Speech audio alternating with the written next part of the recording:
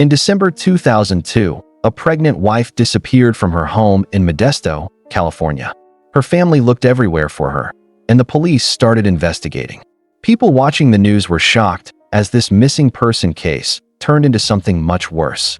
Laci Peterson was born Laci Denise Roachjaw on May 4, 1975 in Escalon, California. Her parents were Sharon and Dennis Robert Roachjaw. She was the younger of two kids. When Laci was only 2 years old, her mom and dad got divorced. Sharon took her kids and moved to Modesto while Dennis stayed on their family's farm where they had dairy cows. Laci would visit her dad on the farm during weekends, so she still got to experience farm life. Sharon started dating Ron Gransky, and even though they never got married, he became like a dad to Laci and her brother. Laci did really well as a kid. She had lots of friends and got good grades. She became a cheerleader in middle school and kept doing it through high school. She finished at Thomas Downey High School and then went to California Polytechnic State University. She studied how to grow and take care of decorative plants. In the middle of 1994, Laci's life changed when she met Scott Peterson. They clicked right away, so Laci gave him her phone number. Later, she told her mom that she thought she had just met the guy she would marry. Scott called her, and they started going out together. As they got more serious, Scott decided to give up his dream of being a professional golf player. Instead, he wanted to focus on having a steady job in business. This showed he was serious about building a life with Laci. After they dated for 2 years, Laci and Scott moved in together. In 1997, they got married at the Sycamore Mineral Springs Resort. Their relationship seemed strong and happy as they started their married life. In October 2000, they bought a cute 3-bedroom, 2-bathroom house on Cavanaugh Avenue. It was in a nice neighborhood near East Loma Park in Modesto.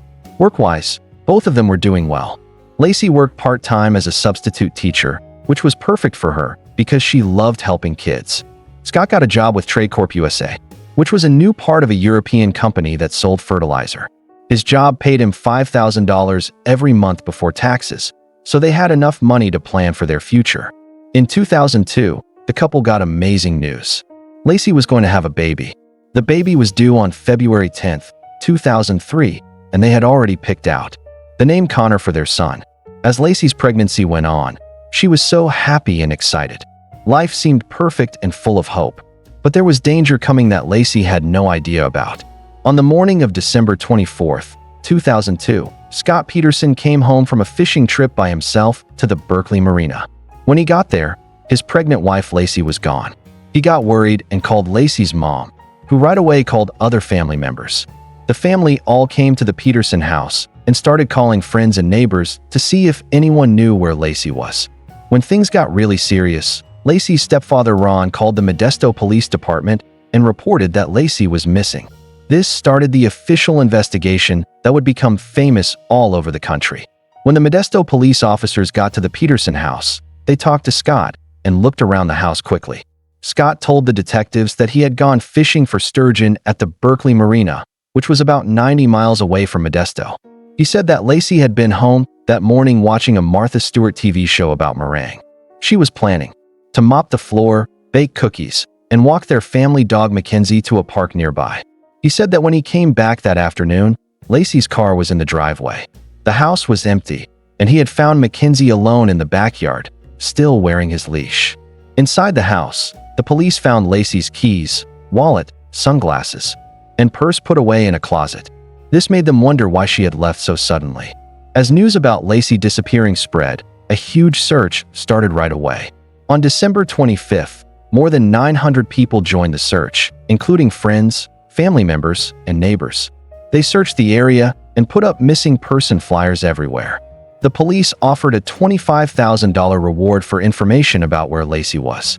That amount soon went up to $250,000 and was finally raised to $500,000, hoping this would get people to share new clues.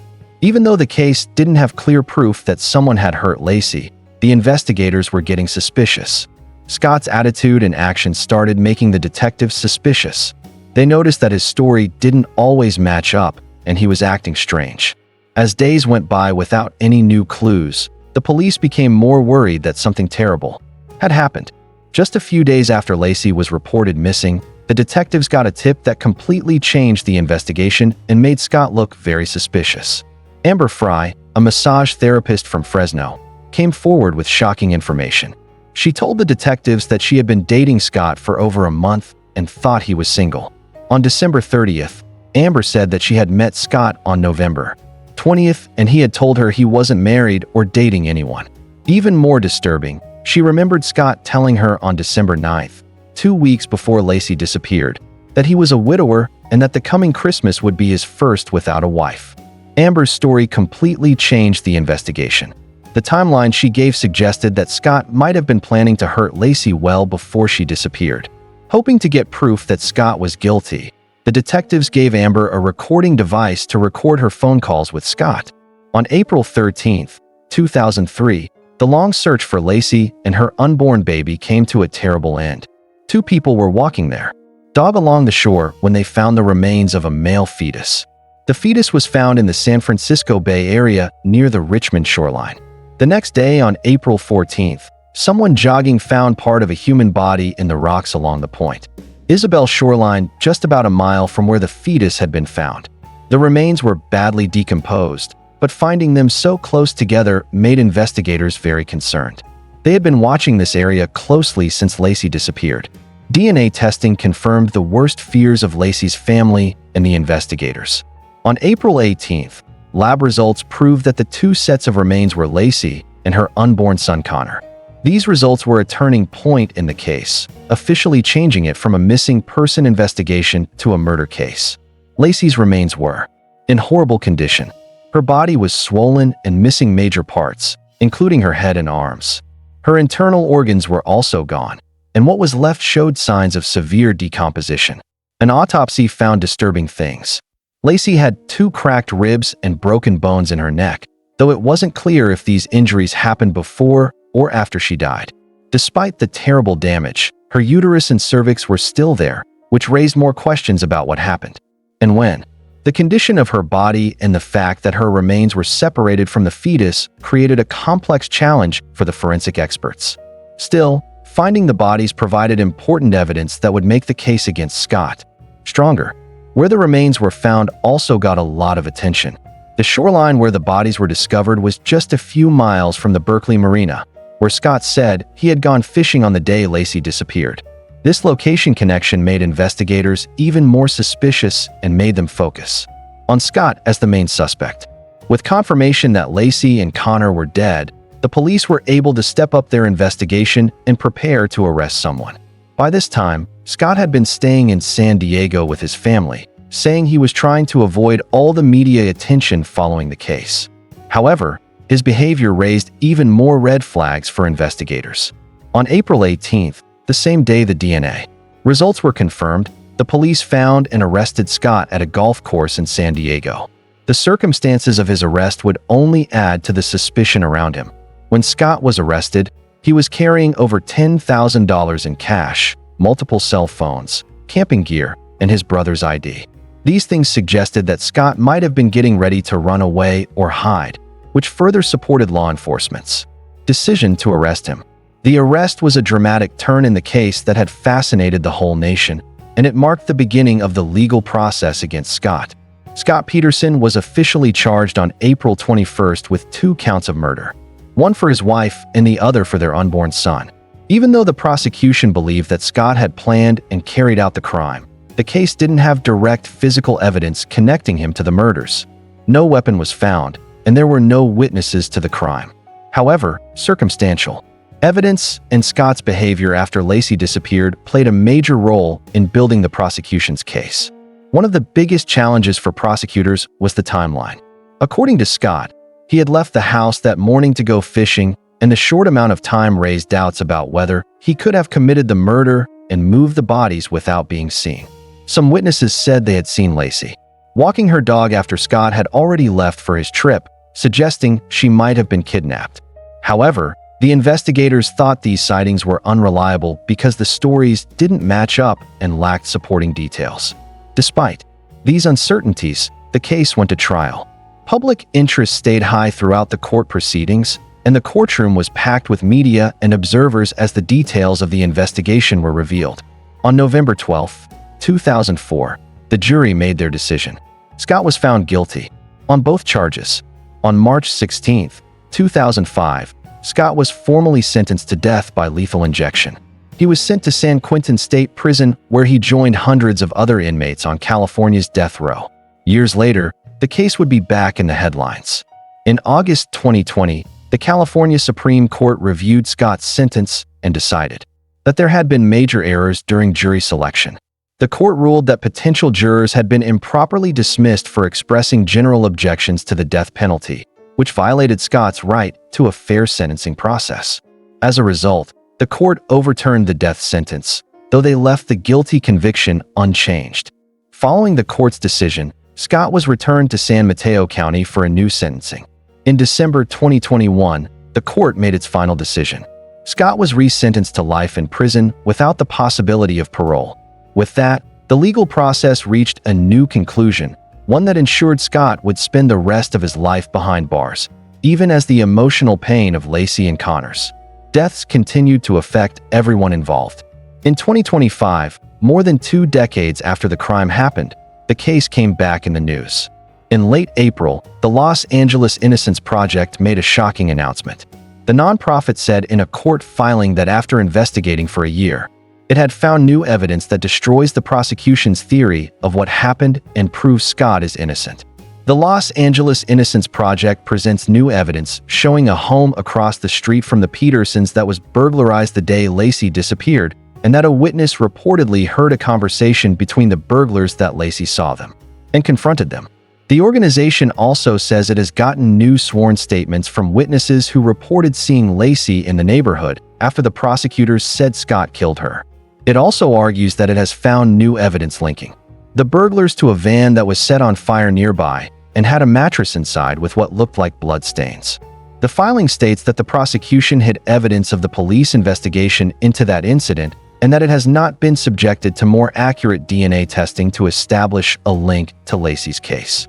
A key argument from last month's filing emphasizes that new research and methods to determine fetal growth show that the Petersons' unborn child was older than the prosecution's expert witness, Dr. Gregory Dvor, said, meaning Lacey was killed days after the prosecution claimed. Included in the petition was a statement from Scott describing his behavior in his marriage as disgraceful and immature, but denying he played a role in the death of his wife and their unborn child. He wrote, "I have steadfastly maintained my innocence from the moment my wife went missing on December 24, 2002 throughout my trial, appeal, and post-conviction proceedings, and to this day. I had absolutely nothing to do with the disappearance and deaths of my wife and son. Now it is up to the court to decide if Scott will get a new trial." In June 1986, a quiet afternoon in North Miami Beach, Florida, turned deadly. The victim's last words were, "Do not shoot." For almost 4 decades, the case went unsolved until there was finally a breakthrough. Shirley Brandt was born on June 14, 1936, and grew up in Florida. In the 1960s, she got a job in entertainment, singing on cruise ships with her sister. The stage lights and applause were the start of Shirley's work life.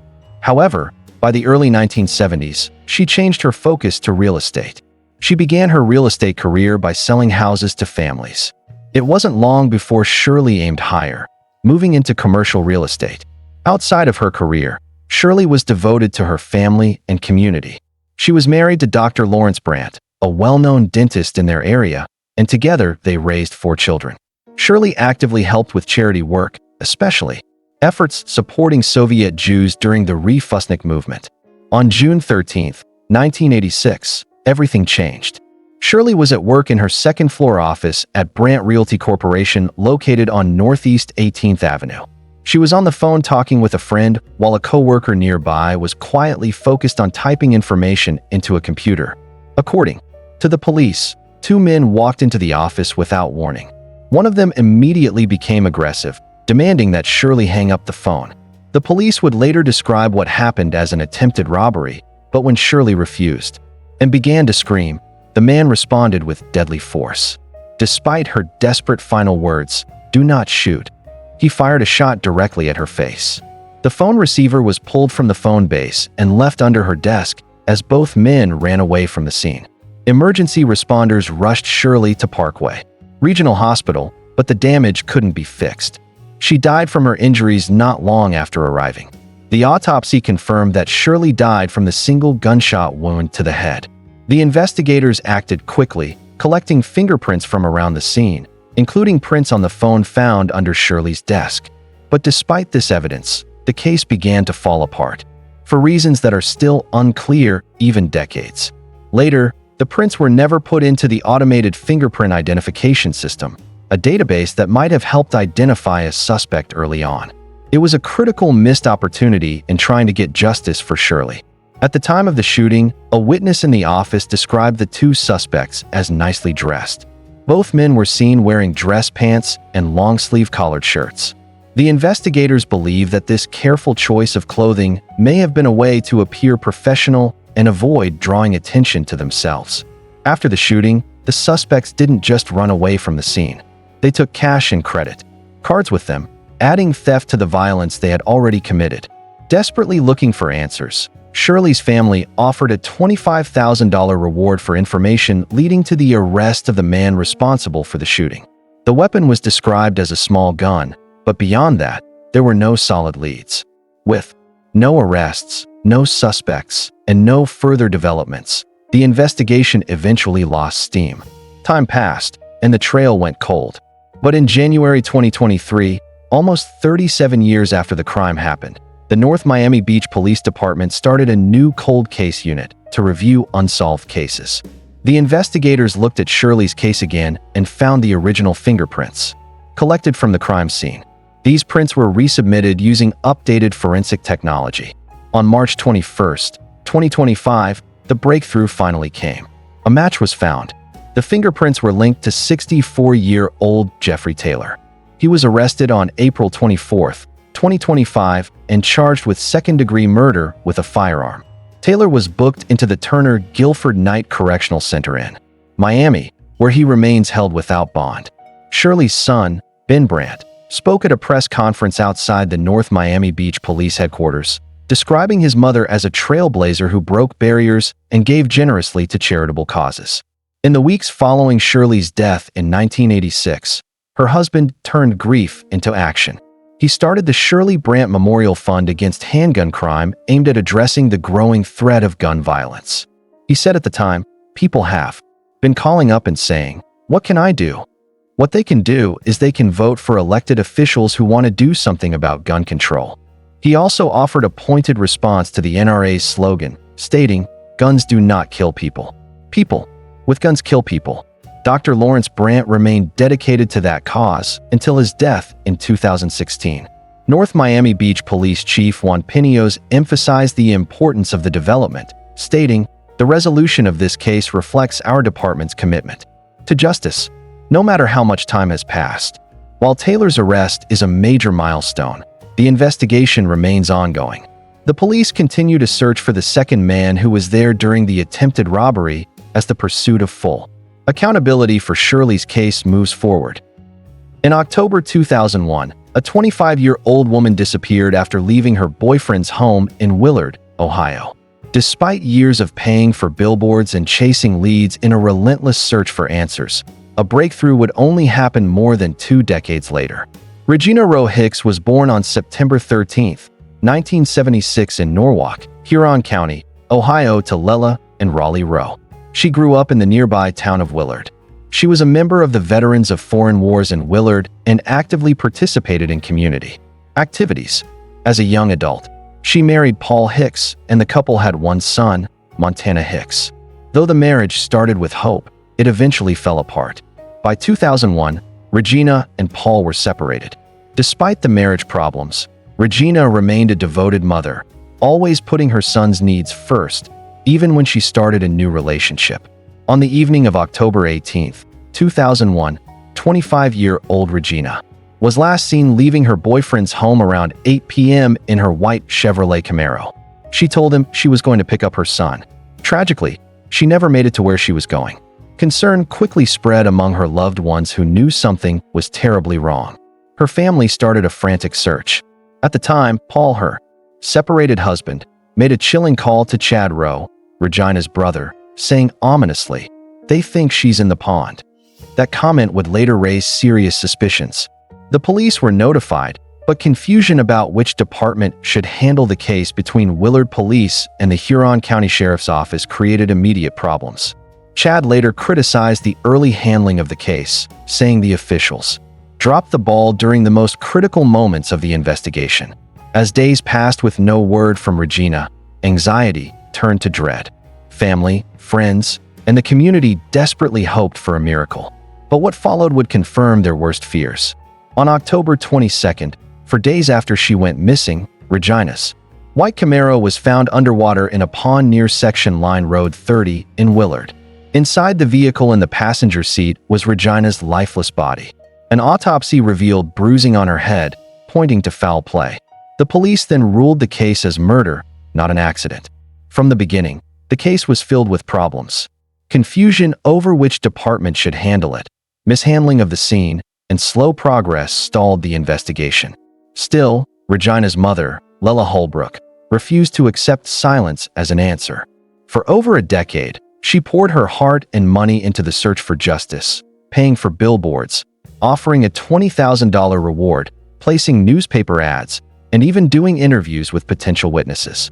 Lela's efforts were heroic, but they took a toll. The emotional burden and physical strain eventually led to her declining health. She was diagnosed with cancer and passed away without seeing her daughter's killer brought to justice. Despite the emotional exhaustion, Chad kept his sister's memory alive. He never stopped asking questions, never stopped pushing for answers.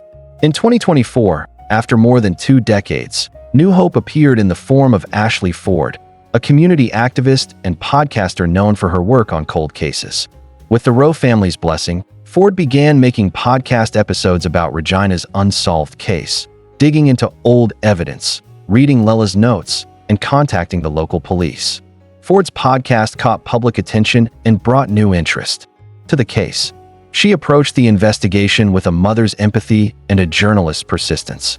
Her episodes struck a chord with listeners, and soon the case was no longer just a local tragedy.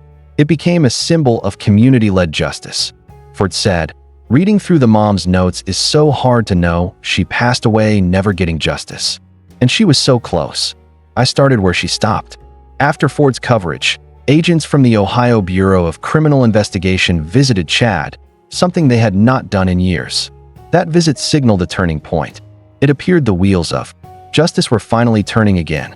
Chad expressed cautious optimism, saying, "I am hoping within the next year or so, we can get it all solved and get the right people that need to be in jail. On April 23, 2025, nearly 24 years after the case was opened, the long-awaited breakthrough came. Ohio Attorney General Dave Yost and Huron County Prosecutor James Sitterly announced that 50-year-old Paul Hicks, living in Sandusky, had been charged with 3 counts of murder and 1 count of kidnapping. He was arrested by agents from BCI and the U.S. Marshal Service in Seneca County. He was not a stranger to criminal allegations.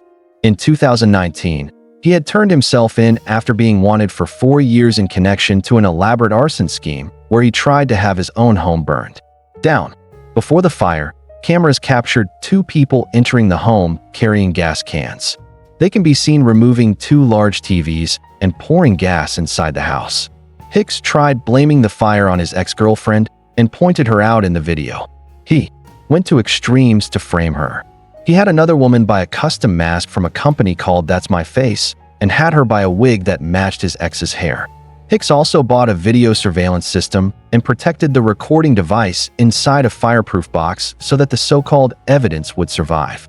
The investigators questioned the ex-girlfriend, but she was cleared. In 2019, Hicks was charged with aggravated arson, perjury, and insurance fraud. The case went through years of court appearances and delays. Eventually, Hicks took a plea deal, pleading no contest, and was found guilty on a misdemeanor insurance fraud charge. He was sentenced to community control. In civil court, though, Allstate won its case and Hicks agreed to pay $400,000 to the insurance company. These past allegations painted a troubling picture of Hicks's history and character. During a press conference, Attorney General Yost said, "Recent developments have opened a door and led to at long last an indictment. Now it is up to us to prove the case beyond a reasonable doubt in a court of law. Though the legal process is expected to be long, for Chad and the memory of his mother, Lela, the arrest of Paul Hicks is a long overdue first step in getting justice for Regina.